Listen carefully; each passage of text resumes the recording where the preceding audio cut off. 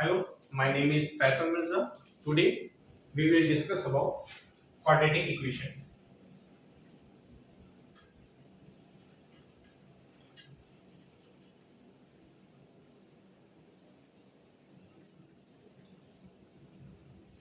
What is quadratic equation? Quadratic equation is a polynomial equation in one variable with degree 2. यानी कि quadratic equation ऐसी polynomial equation होती है जिसकी degree 2 होती है. Degree of quadratic equation is equal to 2 and it have only one variable. यानी कि क्वाड्रेटिक इक्वेशन में सिर्फ एक ही वेरिएबल होता है. अब हम इसकी प्रॉपर्टीज डिस्कस करेंगे. What is properties of quadratic equation? तो इसकी दो प्रॉपर्टीज होती है. फर्स्ट, जैसा कि मैंने बताया, क्वाड्रेटिक इक्वेशन वन वेरिएबल में होती है और इसकी डिग्री 2 होती है. तो इसकी पहली प्रॉपर्टी क्या है? It have degree 2. Now, the second property is it have two solution.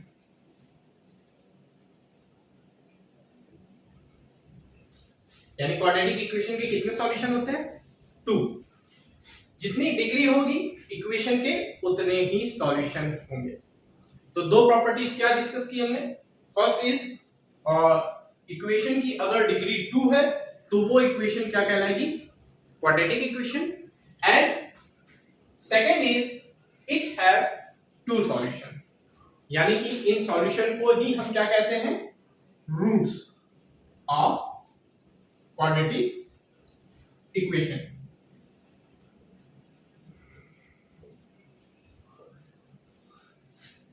Now we will discuss about its standard form.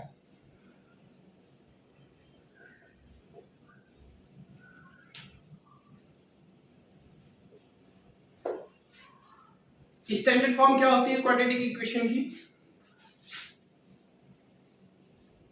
ax square plus bx plus c is equal to 0.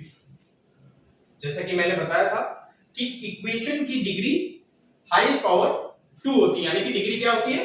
2. Where a is coefficient of x square, b is coefficient of x and c is constant term. Where a is not equals to 0.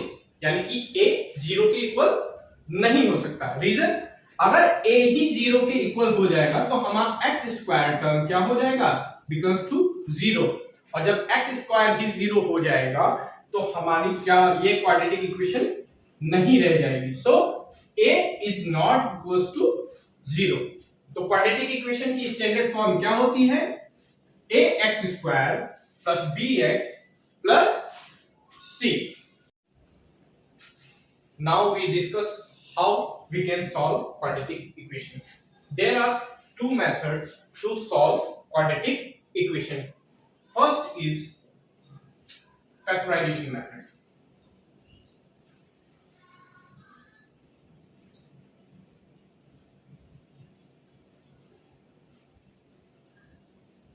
Second is quadratic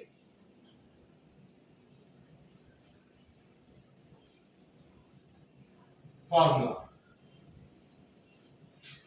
quadratic equation को solve करने की दो method होती है. पहली होती है factorisation method. इसमें हम दी गई इक्वेशन को फैक्टराइज करते हैं मिडिल टर्म स्प्लिटिंग मेथड से. सेकंड होता है क्वाड्रेटिक फॉर्मूला. क्वाड्रेटिक फॉर्मूला को यूज करके हम क्वाड्रेटिक इक्वेशन के दो रूट्स फाइंड करते हैं. तो फर्स्ट मेथड होगी फैक्टराइजेशन मेथड, सेकेंड हो गई क्वाड्रेटिक फॉर्मूला.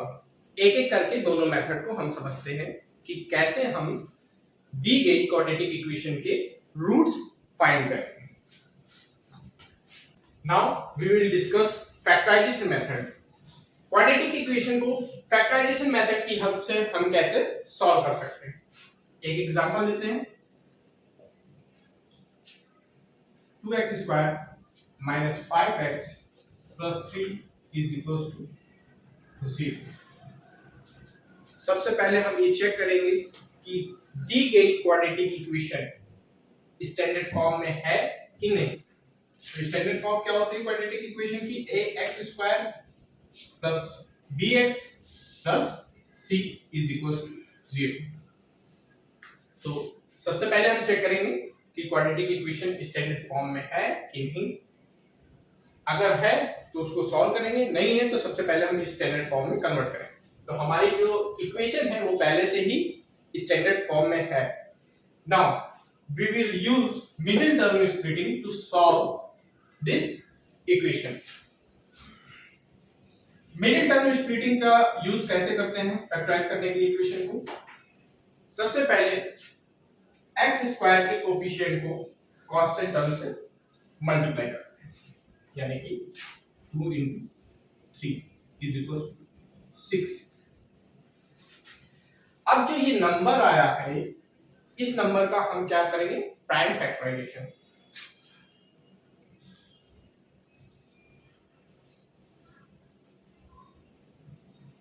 यानी कि प्राइम फैक्टराइजेशन क्या है 6 का? 2 into 3 into 1। ये 1 भी इसका प्राइम फैक्टर होता है, इसको जरूर इंक्लूड करेंगे।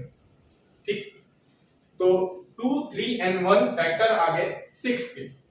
तो अब हमें बीच वाले टर्म को ऐसे स्प्लिट करना है जिनको सॉल्व करने पे यही वैल्यू आए और मल्टीप्लाई करने पे क्या आए?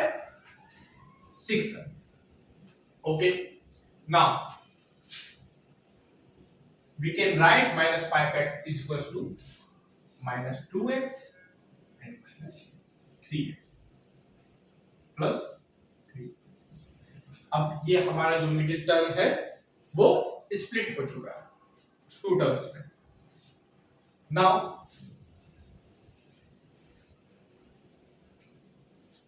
हम दोनों टर्म में से कॉमन लेंगे। अब इस टर्म में भी और इस टर्म में भी, दोनों में क्या है? 2 कॉमन है, 2 ले लिया। x भी दोनों टर्म में, x भी कॉमन ले लिया, तो अंदर क्या बचा? x minus 1। ना जब इसमें से कॉमन लेंगे तो हमें ध्यान रखना है कि ब्रैकेट में सेम यही वैल्यू आनी चाहिए। तो इसमें भी 3 है, इसमें भी 3 है, तो 3 कॉमन लिया। और बट यहां पे देखिए प्लस है और यहां माइनस है, तो हम क्या करेंगे? साथ में माइनस भी कॉमन लेंगे। माइनस कॉमन लेने से क्या होता है कि साइन जो होता है वो चेंज हो जाता है। जो माइनस में है वो प्लस में और जो प्लस में है वो माइनस में। तो -3 कॉमन लेने के बाद बचा x minus 3 equals to 0। Now अब हमारे पास 2 टर्म बचे, पहला ये टर्म है, दूसरा ये टर्म। ध्यान से देखिए कि दोनों टर्म में एक चीज और कॉमन मिल रही है, वो क्या है? सॉरी, यहां पे 1 बचे। दोनों टर्म में x minus 1 common, so we take common x minus 1 from 2x minus 3।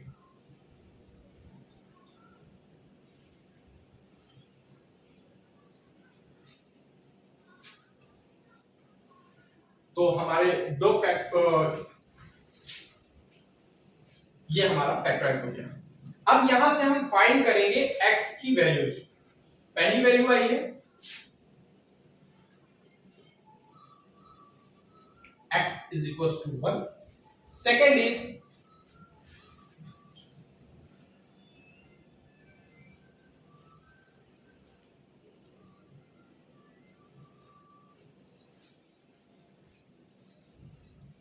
तो यहां पे x के 2 सॉल्यूशन आ गए। जैसे कि मैंने पहले बताया था कि क्वाड्रेटिक इक्वेशन के 2 सॉल्यूशन होते हैं, तो पहला है 1 एंड दूसरा है सेकेंड इज 3/2। तो फैक्टराइजेशन मेथड से हम इस तरीके से क्वाड्रेटिक इक्वेशन को सॉल्व करके उसके रूट्स फाइंड करेंगे। Now we will discuss about second method of solving quadratic equation. The second method of solve a quadratic equation is quadratic formula.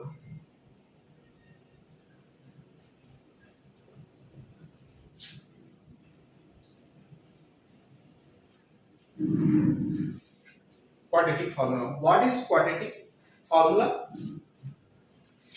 X is equals to minus b plus minus bracket में b square minus 4ac upon 2. This is quadratic formula. इसकी help से हम roots find करते हैं quadratic equations का. अब जो values आती है एक प्लस एक वन टाइम हम प्लस रख के देखेंगे और वन टाइम माइनस, तो हमें क्या कितनी वैल्यूज मिलेंगी? 2 वैल्यूज मिलेंगी. इसमें एक और चीज होती है nature of roots. t equals to b square minus 4c, यानी कि इतना टर्म. इस पे डिपेंड करता है कि आपकी क्वाड्रेटिक इक्वेशन का सॉल्यूशन है या नहीं, यानी कि इसके रियल रूट्स फाइंड होंगे और नहीं फाइंड होंगे. ठीक है, तो बी स्क्वायर माइनस 4ac की जो भी वैल्यू आती है उससे हम d यानी कि डिस्क्रिमिनेंट कहते हैं. डिस्क्रिमिनेंट यानी कि d जो भी वैल्यू आए तो आप फॉर्मूला डायरेक्ट ये भी लिख सकते हैं. बी स्क्वायर माइनस 4ac की वैल्यू आपने फाइंड कर ली तो आप फॉर्मूला लिख सकते हैं कि minus b plus minus root में d अपॉन 2a. अब इस d की वैल्यू पे हमारा डिपेंड करता है कि रूट्स कैसे होंगे. तो इसमें 3 कंडीशंस होती है. फर्स्ट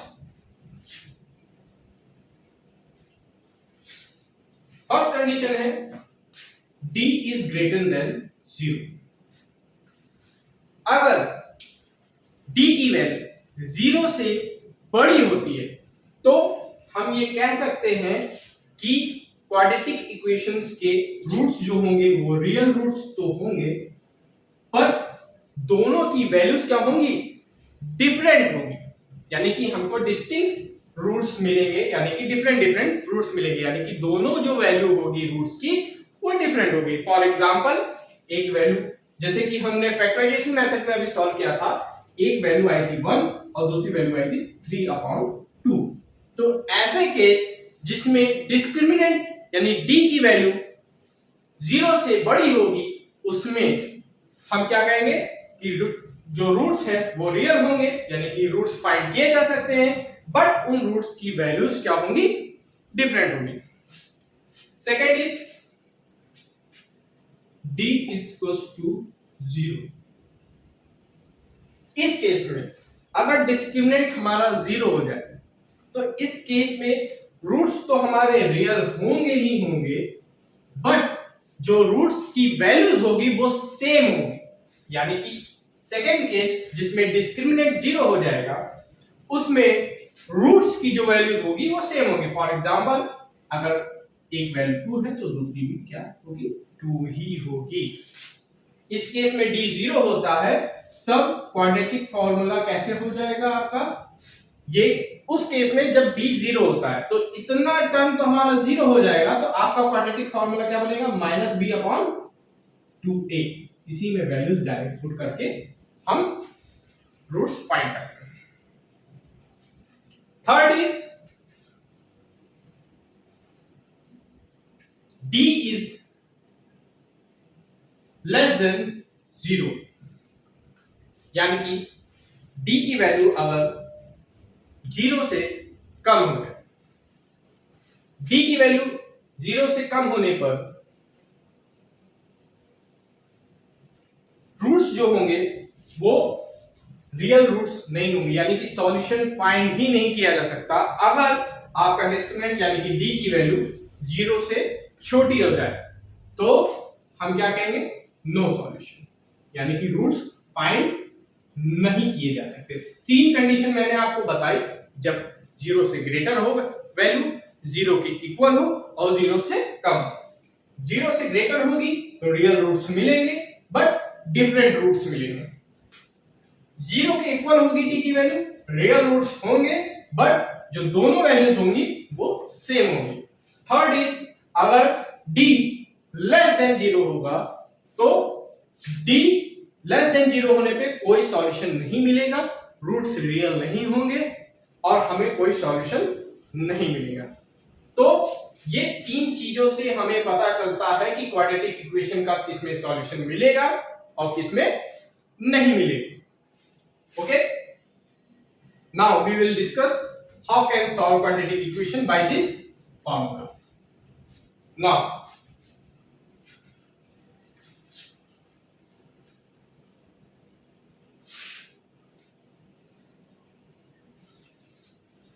जैसा कि हमने पहला भी एग्जांपल लिया था फैक्टराइजेशन मेथड में, इसमें भी वही एग्जांपल लेके चेक कर लेते हैं कि क्या हमारे वो आंसर सही थे। 2x² - 5x + 3 = 0।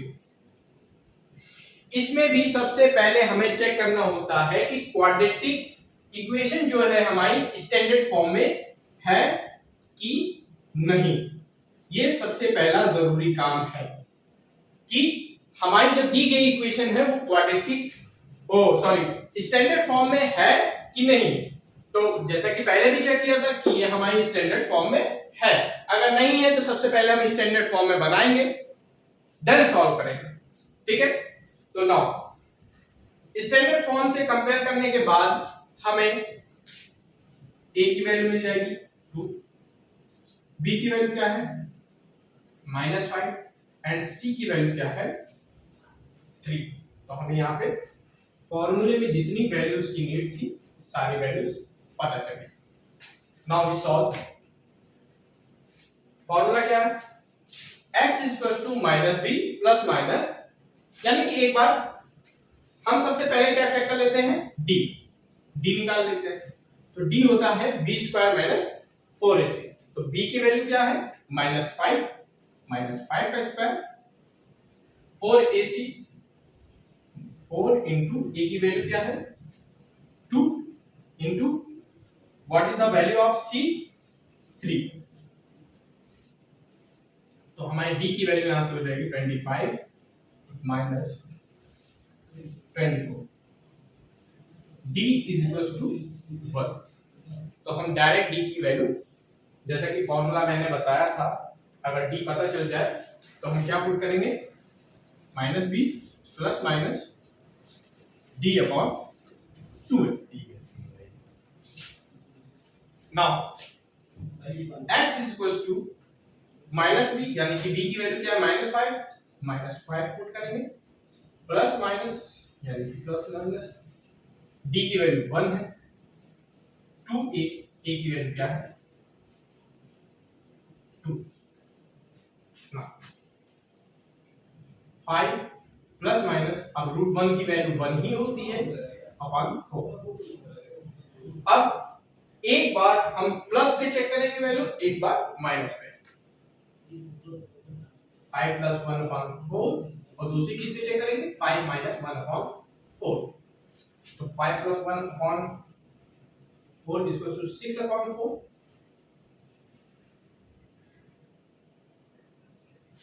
तो हमारे जो दो सॉल्यूशन आएंगे वो आएंगे, पहला आएगा 3/2 एंड दूसरा 1। सेम यही फैक्टराइजेशन मेथड में भी हमारे दो रूट्स आए थे। तो ये दो मेथड होती है क्वाड्रेटिक इक्वेशन को सॉल्व करने की।